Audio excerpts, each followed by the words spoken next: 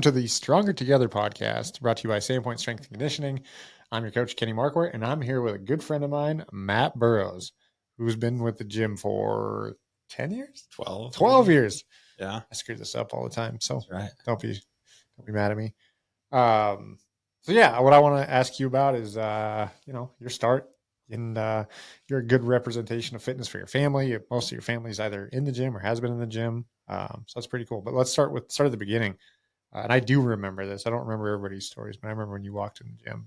But I want to Yeah. hear it from your point of view.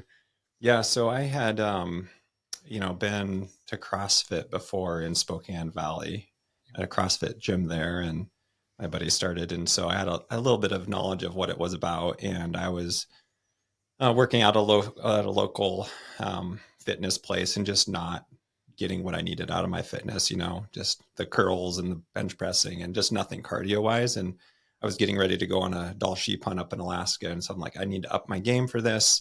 I unfortunately or fortunately sit at a desk all day. So I'm like not actively getting any cardio. So I remember looking it up, calling you.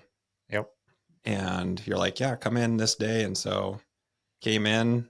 I remember the first workout, it was like wall ball. I was the last one to finish. I mean, all the girls even beat me. No, we had some great women in the classes and stuff. But I was dead last because I was kind of in shape, but just cardio wise, just crushed me. Yeah. And so I was like, this is exactly what I need. 6 a.m. has been, I don't know, 80% of my jam. Yep. I mixed it up a little bit, coming in on noon classes for a couple years when some stuff going on in life and work. And I've done a little bit of the afternoon classes, which are nice if I just need to step away from work and really focus and or refocus the day and get some of that energy back. So yeah, that was about 12 years ago for my Dall sheep hunt. That was the start of it. And I think I started around April and my hunt was 4 months later in August. So it was a good primer. And I mean, I'll tell you that that's the best shape I've been in going into any like hunting season. I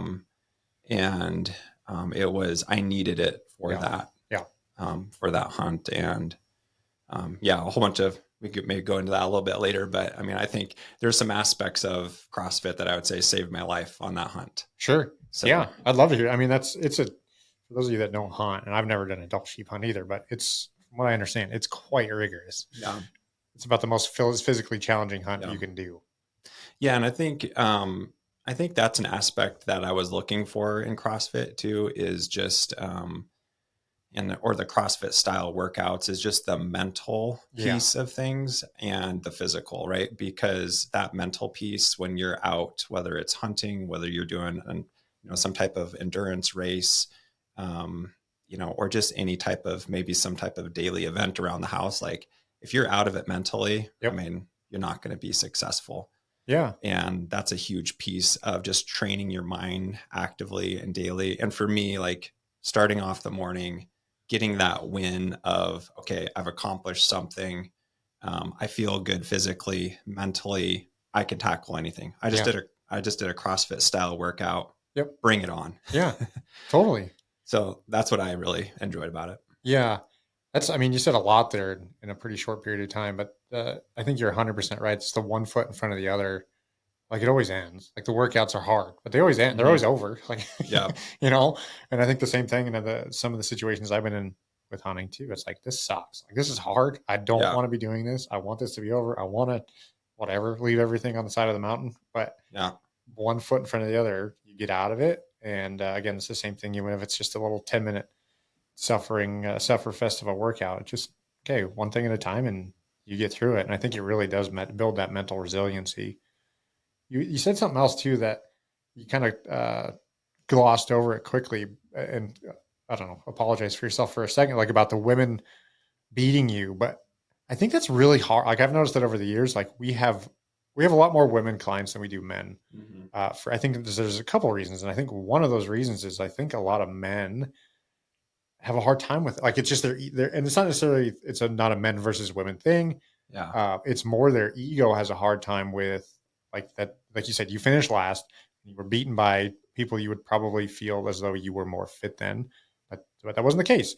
And rather than say, screw this, I'm out of here, and kind of hiding from that weakness of yours that you uncovered, you stuck with it and you decided, no, this is what I need. Like, I'm obviously having room for improvement. So I'm going to continue with this. And, again, I don't know how much I can put on the gender side of it. I do feel like men have a harder time with that. Like, holy crap, like I'm not in good shape.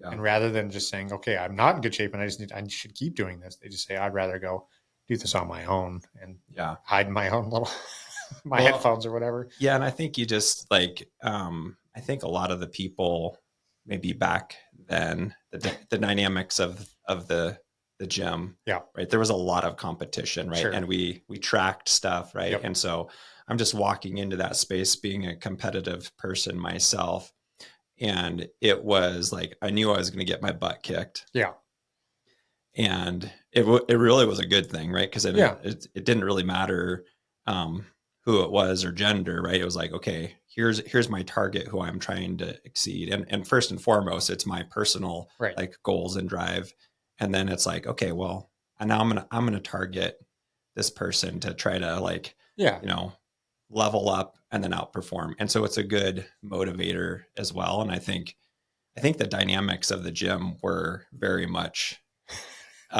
spurring us on, in really big chunks like that, which is exactly what I needed, in terms of just like, okay, I need to up my game here to get in shape very quickly. And it's a good lab. Like, the mountain's going to be, there's less room to experiment and learn and fail, and like, you want to go into that thing prepared. And we have some women in our gym that will continue to, I mean, and some teens, right? Like, I mean, and some older people, like people that are brand new. Like, that's the cool thing about it is you get to, just on a daily basis, have that variation. And because some days you're going to walk into the gym and you're like, I'm fine, just being like, I'm going to do the, whatever it is, the yellow column. That was me this week. Just getting back in. And you know what? I'm fine with that. Other days it's like, I got to be the black column, and I've got to really try to be top of the game. So I like that piece of being able to be flexible within whatever you have going on physically, mentally, or just like your day and how you're feeling. You sound pretty confident in that. Are you?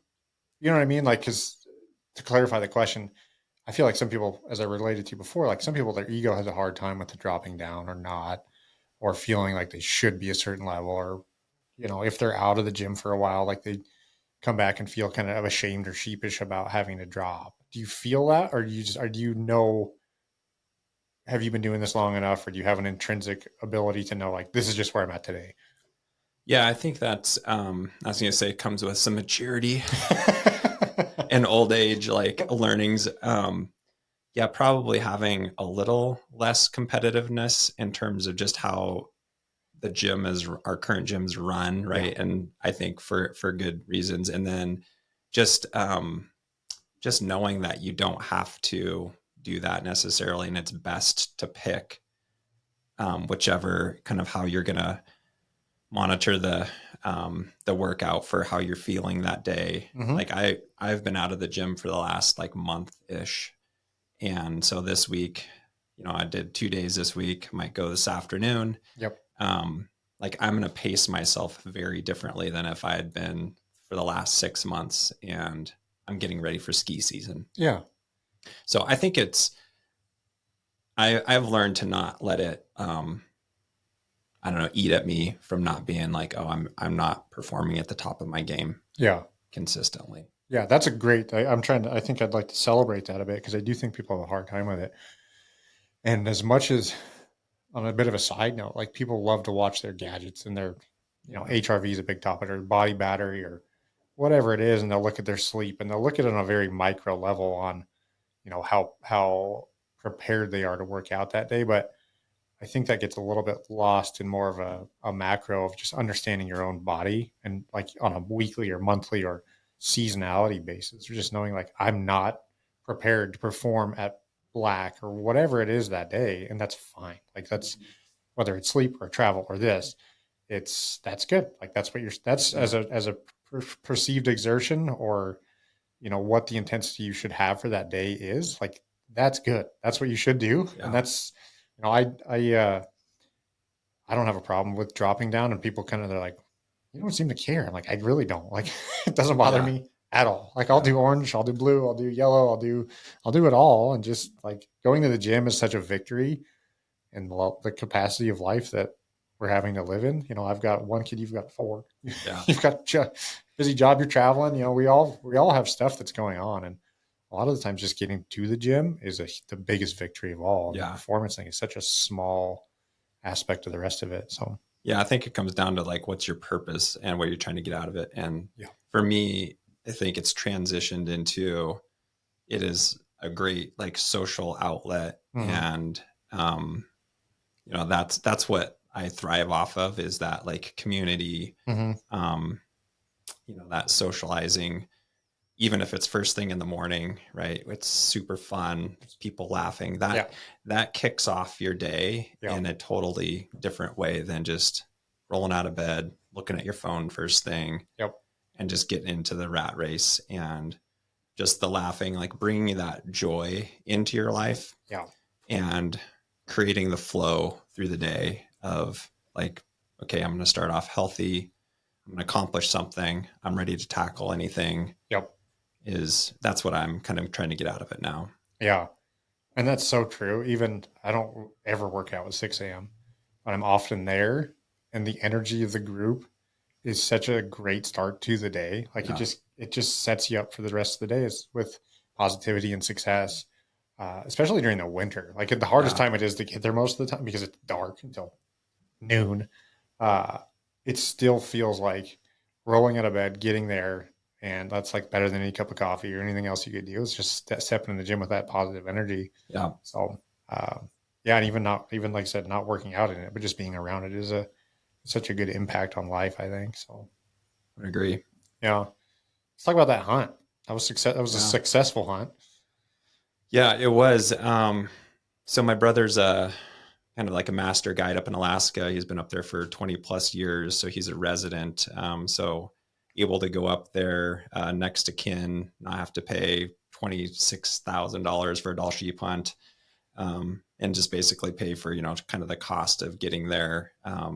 Took us a couple days to get into the area because the winds were really high. So finally got in there. We had a black bear walk right into our bivy camp first day, charged my brother, like, basically scared it off with a couple gunfire rounds. It was a pretty scary, it basically hit him as it batted him down. And so then we, kept trekking, and just beautiful, Alaska wilderness. We were in the Alaska range, and so pretty jagged peaks and stuff. And, then day 3, we looked back down at our base camp, and it was totally destroyed by this black bear that had backtracked, or another one had, and basically shredded a brand new marmot tent, spread all of our food everywhere. So we took the next full day, almost day and a half, to just straight hike right back to base camp. So we were a ways away, and there wasn't any sheep on that side. And so it was fine to kind of get back there. Yeah. We called one of his bosses, and the guy had dropped us off and was like, "Hey, I need a new tent. I need a new tote of food." We had, the only thing the bear did not ruin was 2 mason cans of canned salmon. Like, ironically, everything was shot. And so, we got that. We set up a new camp that night. A bear came in twice that night into our food stash, and we had it set up, and we ended up killing the bear that night. Which it's still light out. Even at midnight in August in Alaska. But yeah, very sleepless nights, to say the least. So, talking about back to CrossFit style workouts, like mentally, it is extremely exhausting when you are in that state of not knowing what's going to happen, fear. Yep. You're sleeping on the tundra underneath. We're in bivvies underneath like a sill tarp, and you couldn't hear an elephant walking up on you until it was like stepping on you. Like it's just carpeted basically. So you're just constantly thinking, okay, there's a grizzly bear. Is that noise? Yep. This and that. So you really have to be able to compartmentalize or focus on the task at hand, kind of like you do in a intense workout, right? Next rep, only rep. So I think that was part of what was good. Although, I went up there for, hey, get away from work, have a really good experience. Yeah. Get away from the stress. And it was like, well, let's just triple the stress a little bit differently. Yeah. So, we killed the bear that night. We took care of it in the morning. We put all of our food up in like one of the only trees there. And then we basically went way upriver and crossed this river like 7 or 8 times, got to a place where we couldn't cross. Like there's a doll sheep right across the river that's super low, big old ram, couldn't get to it. And my brother was like, I still remember this. We're at this stream and it was a beautiful day. So we're just down stream of this huge glacier. So the water's just ripping because it had been melting, from like the days prior. Yeah. And my brother's like, let's not do anything stupid today. Like because we took like 2 or 3 steps into this, like, 15-foot wide river and you're like to your crotch and it's just ripping. Like you can hear the boulders in the water constantly rumbling the entire day and night. Oh. And so we sleep on the sandbar. And again, you're like, hey, we've been following grizzly bear tracks the whole way up all day as we're hiking. So like, let's just hope this thing isn't just cruising the shoreline. Yeah. Wake up the next morning. We're like, all right, let's use this alpaca lightweight raft, get across this little, 15 feet of water. I put my brother in the raft. I pushed him and he was instantly downstream, like 100 yards as I'm sprinting down. He flips the raft.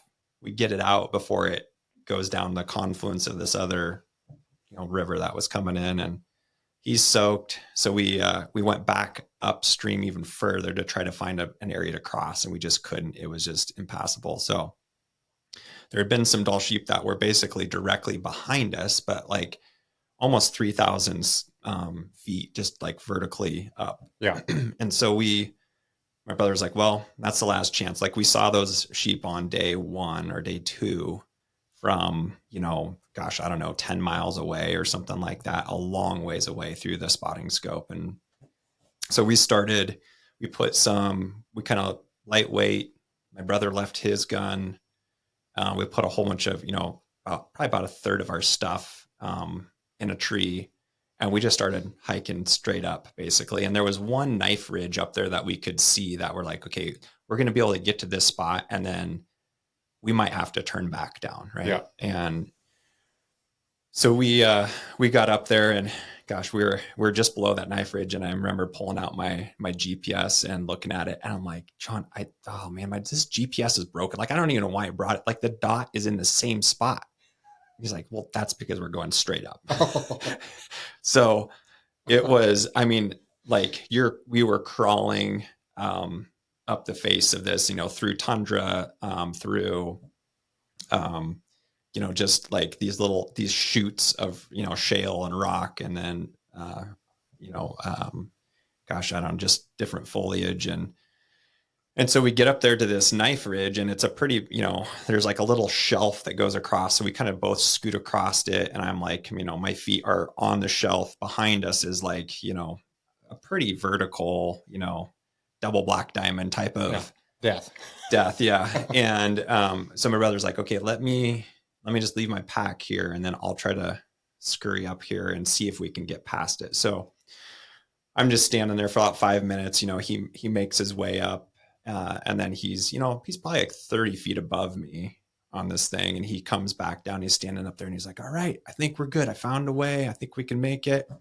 And he's like, I'm coming down. And he takes one step and I'm basically in this funnel of sheer rock, and rocks just start coming down. And kind of back to CrossFit and a little bit why I think it saved my life is, we did a lot of wall balls. Yeah. And so there was a medicine ball sized rock. I am not kidding you, not exaggerating. Yeah. That was coming right towards my head. And I basically caught that rock as I caught it like you would a wall ball coming down, bounced it off the top of my head and kind of turned quarter turn. And that rock took one bounce off the cliff behind me, and then I didn't see it again. Oh my gosh. And so I instantly, I have my backpack. I have 50 pounds on my backpack, on still. I instantly like look at my gloves and they're slashed. I mean, I have some leather Kuyu gloves on and they're cut. I rip off my hat, instantly feel my head I'm just expecting blood to just start gushing. Cause I mean, it bruised the top of my skull for 3 weeks. The top of my skull was extremely tender and bruised. It was, and that was just one of like probably 50 rocks. I mean, there's a whole bunch of baseball, golf ball sized rocks that I'm just getting pelted with. And I did that. I'll look up at my brother and he's just like wide eyed, like, don't. I'm like, don't move. Yeah. And so he kind of stays there and I kind of work my way around this edge and then he kind of kick, as he's coming down, he's just kicking down a whole bunch more rocks. So that was, that was the Lord first and foremost. Yeah. And I think just him giving me the agile abilities. And I think, just like if I wouldn't have been doing some of those CrossFit style workouts, like I honestly don't think that it would have ended that way. Yeah. And so I think it's just like in my belief is just like, hey, he allowed me to like, I needed to change my workout. I need to go to this gym for some of those types of circumstances. We made our way up past that knife ridge after we changed our pants a little bit. And we got up there and we were kind of just right in the zone of where you want to be. We were probably 2,800 feet, I think, or so, right above basically where my brother had flipped the raft that morning. Oh, wow. And so you're just looking down into, and you can just hear these boulders rumbling and roaring, and just probably one of the most beautiful places I have ever been. I mean, you're looking back up at a glacier. It was like 9:30 at night, and so we were all set up on this rock, just getting ready to have, our dinner, and kind of got the jet boils out, made all of our food there. And so we're like, okay, let's pray real quick before we eat. And I'm like, Lord, just allow us to be successful. Let us get down. Yeah. No kidding. Safely. Right. And then like, if you be your will, like just let this sheep appear tonight or first thing in the morning. Cause basically the next day we had to be like almost packed out. Right. Yeah. How many days is this in? I think this is like day number 8 because we were there about 10 days. And so I said kind of that quick prayer and I looked around and I just saw the top of the sheep horns, like as it stood up. Wow. I mean, it was just like instant. My brother just spun around, spotting scope, sheep runs down. And he's like, nope, there's 2 sheep that we knew of. And so one of them have to be 8 years old or full curl or broomed to be legal. And so he was looking at it through the spotting scope and he's like, I don't think it's old enough. He's like, it's 7, maybe 8. Right. He's like, there's another one. So the next one comes down and it was older and he's like, shoot it. And I'm like, are you sure? He's like, yes, shoot it. I'm like, are you really sure? He's like, are you going to shoot? Like, like, okay, here's my sign. Yeah. Okay, I better not ask the guide. My brother, my younger brother again. He's going to throw me off the mountain here. So, was able to put it down. We walked up there, took some photos, and 13-and-a-half-year-old ram. I mean, so cool. Basically, ram of a lifetime, pretty much. Double broomed, super heavy. And more than that, just the ability to bond with my brother. I mean, that night was, I kind of tell people this story as well. It was really hard for me because I had mentally freaked myself out so bad that I was not going to be able to make it off the mountain. I didn't sleep and I had like made myself sick, physically sick. And I woke up in the morning when I didn't wake up because I didn't sleep.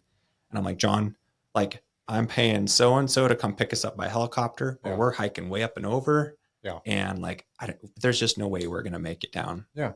And so kind of to your previous, it said like, you take stuff one step at a time and break it into chunks. He's like, okay, here's what we're going to do. So his guiding career kicked in. Yeah. He's like, here's what we're going to do. We're just going to take it one step at a time. Like, just put on your boots, right? Yeah. We're going to maybe eat some food. We'll just get out the food, take a couple bites. We're going to put on our puffies, and then we're just going to hike over there. We'll assess the situation. We'll bone out the animal, we'll put in our packs, hike back here. And then he uses like, and like, the devil's in your mind, Matt. Like, basically, like, he's telling you all these lies. This, it's not gonna happen. Like, you're fully capable of hiking back down here. You got tons of brush to hold on to. And so I think I've talked about that as a good reminder of how much you can be overwhelmed by your thoughts and feelings, and how they're not grounded in truth sometimes, in terms of like, okay, once I started listening to him, I was like, yeah, it's probably not going to be that bad. But it took a while until we got back from doing all that. And it was probably, noon, sitting there, finally able to actually eat something. Like, I was dry heaving. Mm-hmm. I had made myself so sick and stressed out. Right. Yeah. And so then we, put everything on, and then started making our way back down the mountain, totally safe and fine, lowered our packs down the knife ridge, and didn't hurt anyone. Yeah. No, and no more wall balls. Oh yeah. No. Yeah. So, and hiked out that day and got flown out. And so it was just a great overall hunt and experience with my brother. And I think, it's a lot of things, like, people come to the gym maybe because, hey, I'm doing a race, so I need to get in shape and do something hard and challenging. So that's one of the things I appreciate about, I think, like, the coaching staff and even the members there. They want to know why you're there, to encourage and support you through whatever you're going through. Right. It could be health. It could just be like, hey, I just need to move, right? Whatever it might be that day. Mm-hmm. Or a bigger type of event that you're trying to tackle. And so I think that's the special place that, like, you guys have created, in sense of, like, the coaches understand their and the members understand that too, right? They're not like, oh no, you have to accomplish this workout this quickly type of mentality. And so I think that's the piece that works really well, and getting to understand, because the piece I also remember was bringing that back, and like showing you and Steve, and you just, like, that sense of accomplishment of what you're going to experience after you've put in all the hard work. Yeah, totally. No, I remember you pulling up, and you were driving the Taurus that day. Yeah. Yep. I think you pulled that thing out of the trunk, and and you told me a lot of that story, and it's just, that's an unreal experience. And that was very well told, but try and even put that into words again, I think it's just hard, and it's just that's awesome. It's just so cool, and it says a lot. It's not something. I think it's just a weird thing. Like, you don't have to do that, right? Like, you got plenty of food right here. Yeah. My wife's like, "Why are you doing this? What's the purpose here?" And and there was a few times where I asked my brother, I'm like, "John, like, am I being a baby here? Like, or am I, like, do I really need to check myself? Like, is this really as extreme as I'm, like, thinking it is, Yeah.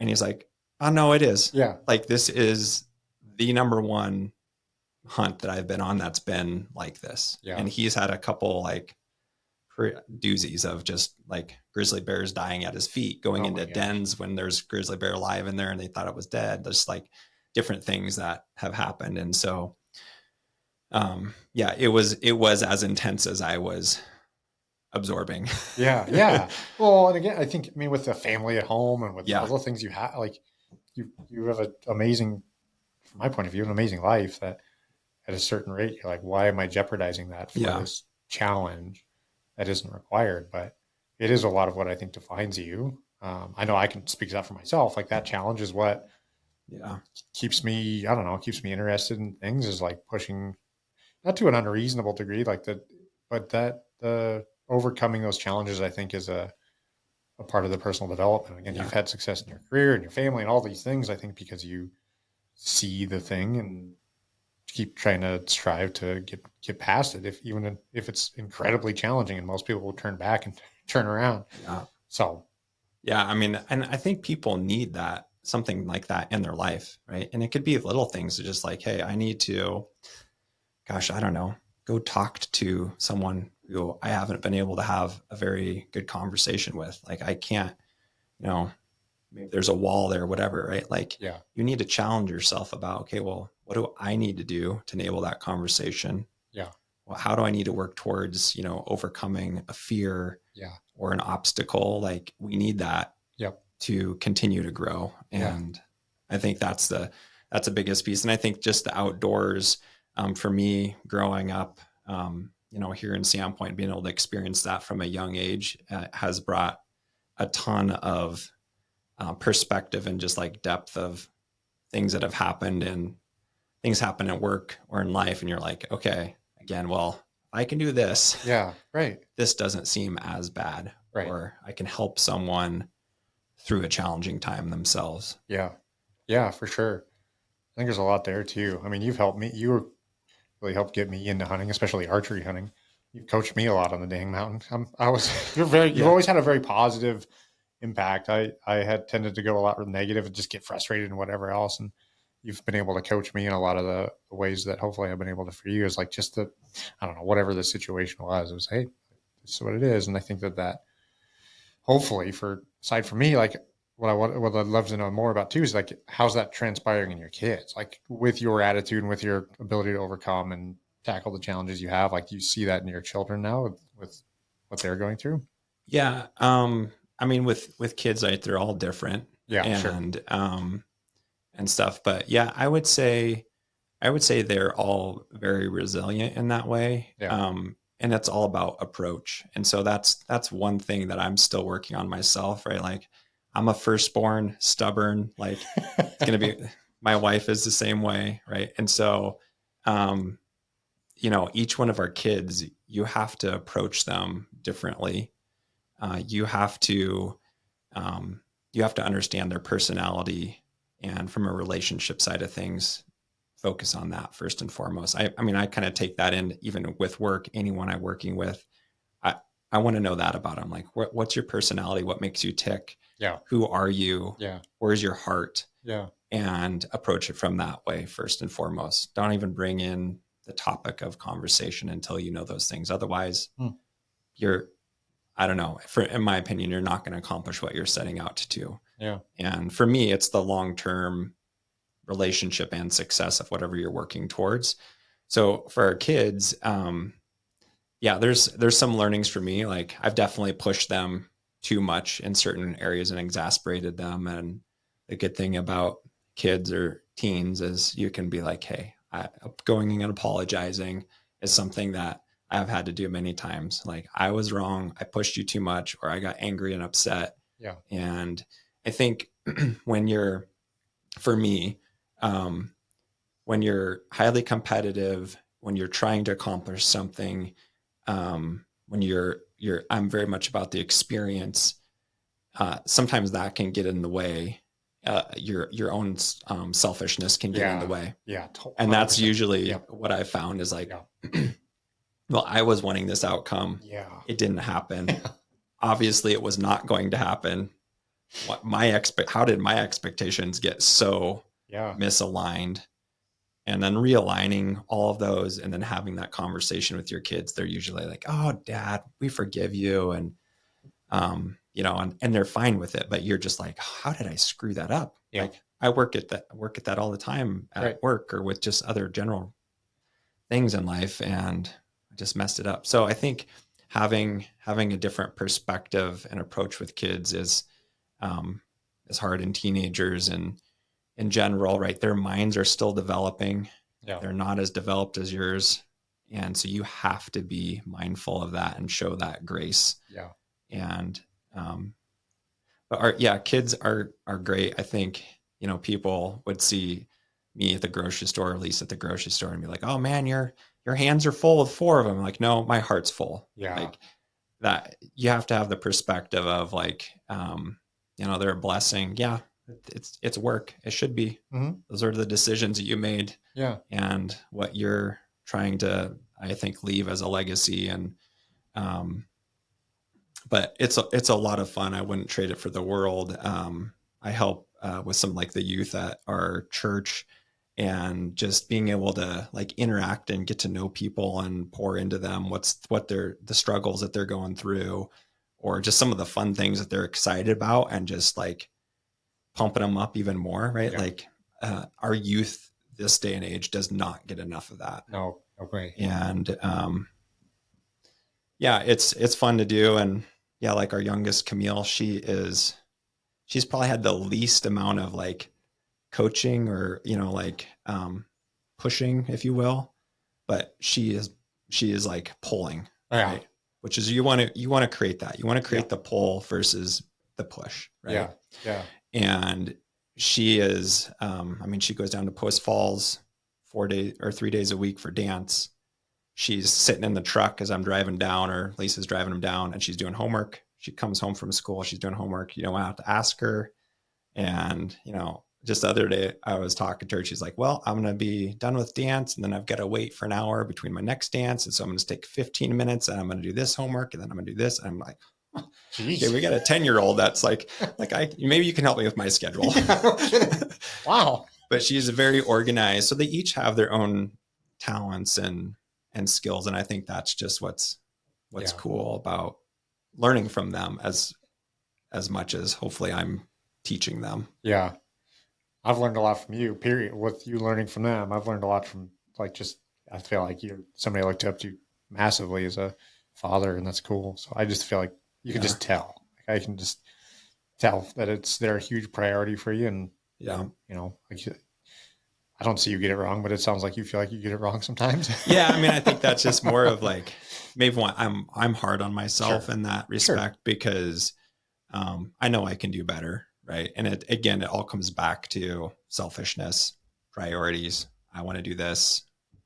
Maybe that's not what's best for the family, type of a thing. And parenting is hard, right? Like there's not, I had great mom and dad, great family environment.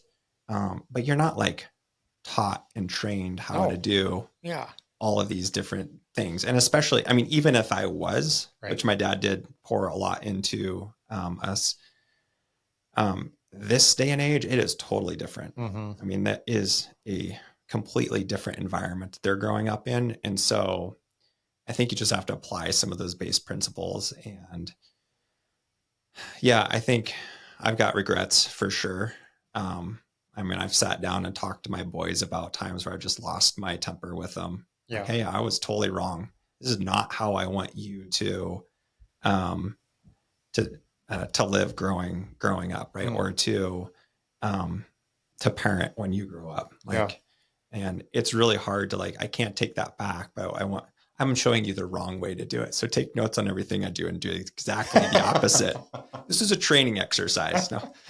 And so but having that conversation with them, I think helps them create that perspective is my hope and desire. And I think you just have to be very humble and transparent with them. Yeah. It's kind of been my approach. And there's things that still eat at you. It's the same thing as hey, you're in a basin and you got a bull bugling and it's 30 yards away and you can't get a shot, and you've worked all your physically shooting at the gym, the time off, all of those things, and it didn't happen. It's for me, it's just as frustrating as not being successful in that environment that it is losing your temper with the kids, missing an opportunity to parent or have a core memory with them, like those types of things. So it's all about prioritizing, I think, your time and your effort and intentionality with them. Yeah. I think the intention is the grand goal. You are, from my point of view, trying to do something amazing for your family, with your family. Like you have a high thing that the thing you're trying to get to is the high peak on the mountain. Yeah. Like you're going to ascend the mountain the wrong way and create a giant rock slide. Yeah. Kill everybody on the way. That's not what I want to do. No, but the point of it, you're still trying to get there, and sometimes you backtrack and sometimes you reconcile and figure out, okay, that was the wrong path up there. But I think the overarching, not quitting, not giving up, obviously that's a pretty dramatic way to look at parenting. You're not going to give up at it, but you still are trying to do that thing, and it just takes some backtracking. And then Yeah. I think your intentionality with the thing that you're seeking is probably what makes you so good at it, even if it doesn't feel like you take the right path every time. And Yeah. but yeah, so Well, it is easy to give up though, right? I oh mean, yeah, it's easy to just coast, just like in yeah, good a point, workout, right? You good can be like, point. hey, I'm physically capable and mentally I'm strong today. I should be pushing myself more, but I'm just gonna sit in the shadows here. Like, Yeah, challenge yourself to not do that, right? yeah, And to grow. And so yeah, I definitely have a list right now of topics that I need to talk to my kids about, yeah, things that I want to do for 2025 to help us rethink about the year. yeah, And at work, we talk about, you know, you reach the mountaintop, right? yep, And are you okay? Like, let's just say you're a number one. You've accomplished your goal. Are you okay just sitting in camp in the tent on the top of that peak yeah, and just riding it out? yeah, Well, I am not, yeah, right? Like, no, I'm looking around. yep, Where's the next peak? Okay, the route to get there is going to be different, right? yep, And so you're going to have maybe some different guides, maybe some different training yeah, to accomplish that. And you might, like you said, you're going to have to go up, maybe come back down, try a different route. yeah, And so kind of working through that with your kids. And, one of the things that we've been talking about is in doing that, in that journey, right? You want to do it in the most efficient way, right? Kind of like lifting. You have the proper gear. You need to lift efficiently so you don't hurt yourself, right? And go backwards. And so just eliminating waste from the process, right? And, as you think about 25, we're going to be, you're going to have this wave of people talking about, hey, what's my goals for 2025? And really focusing on, okay, where am I spending my time? You know, what's non-value added? yeah, Can I eliminate that waste? yep, And then focus that back into your kids, your health, maybe your work, your finances, whatever it might be, yeah, and really try to involve them in that journey, right? So that's kind of what's been on my mind, of wanting them to see how 25 can be different from them and the rest of their life if they take some of those things forward and eliminate, waste, whether it's, hey, I'm going to help out around the house more. I'm going to, not leave the lights on all night. Pet peeve of mine. me too. Um, The lap around the house before I go to bed. Pretty much. Yeah. Yep, yep, Click, click, click, click. Yeah. Yeah. yep, So just those things of like trying to get them of like, okay, if we eliminate this waste at home or in your daily life, then what does that bring? Right. yeah, It should bring joy. yeah, Right. And that joy should be seen in others. It should be like, that's why we live, is to try to be joyful in my mind and have fun yeah, in life, and not just have it be a big pain in the butt and just dragging through life. And so if you don't have that, then figuring out those things that you just need to eliminate from a waste side of things. And, for us, we have a big family. So to travel anywhere, it's expensive this day and age. yep, And just even to feed yeah, the herd. yeah, no kidding. Yeah, It's a lot. So that's, it's everything from like, okay, guys, like we need to organize our food better. We need to take care of it better so that we don't have like 5 bags of open chips in the pantry. yep, Another pet peeve. You can tell. right, yeah, And, just, if we do this well, like, hey, we could probably finance a trip somewhere yeah, to, and let's work together towards that goal. So yeah, that's part of my, what I want to do over Christmas break here, is just have a little powwow with the family fam. powwow. Yeah, Plan that out for them and get them involved in it. yeah. And kind of bringing it full circle, because we're getting close to, I promised you 45 minutes. We're getting close. Is that it might be uncomfortable. Like when you walk to the gym, like it was uncomfortable. And Yeah. like you touched on a couple of things, like the leadership, when you get to a certain point, like you're to push further, you may have to find new guides. You may have to find, I like to say, you find a new room, because if you're the smartest one in the room, like you probably should go find a new room. Yeah. When you found us, you were not the smartest guy in the room. Yeah. And you found the thing that was going to push you and can make you uncomfortable, which I think is something that I'm trying to convey with Garrison. Like discomfort that's okay. Because Yeah. and there, as a child, I think the foresight of the future is much harder than an adult sometimes. But like that immediate gratification by delaying that can be so much grander down the line. But again, it might be uncomfortable. You might need to try some new things, and it might not be what you're used to, but it'll pay off hugely in the long term. So Yeah, and I think that I love that saying is like that discomfort is what creates growth, yeah, right? And it's hard to be uncomfortable, but like I think if you focus on the growth aspect of it more than the discomfort, yeah, then that's where I put my mind, yeah, and or have people around you to be like, no, you need to be uncomfortable here because you're not pulling your weight, and so this should be uncomfortable. yeah, And if you rest on your laurels and not do what you're supposed to do, then you're not, being the best leader, father, friend, whatever it might be. yeah. And you don't want to be in that position. No, and it's universal. I think the discomfort, some of the thing that's transcended this whole conversation is the discomfort being a little bit, it becomes universal. Like if you can tolerate it in one, if you can tolerate it in the gym, if you can tolerate it on the mountain, if you can tolerate it in your family, like they tend to kind of overlap. And I think that you become more accepting of the discomfort in another Yeah. aspect to realize, well, this is a phase, this is a time frame, this is a thing that it will pass, and then I'll look back and recognize that through that discomfort, there's so much growth, like you just said. So Yeah. And let's talk about a discomforting time. Remember Hunt, 5 years ago when there was like a foot and a half of snow. oh yeah, Talk about a grind. So Kenny and I are driving up the side of the mountain in the snow, four-wheeler stuck, had to cut some big, huge trees yep, down that some guys were behind. uh-huh. I'm like, hey, have you seen our tent at the top of the mountain? And they're like, yeah, it's flat.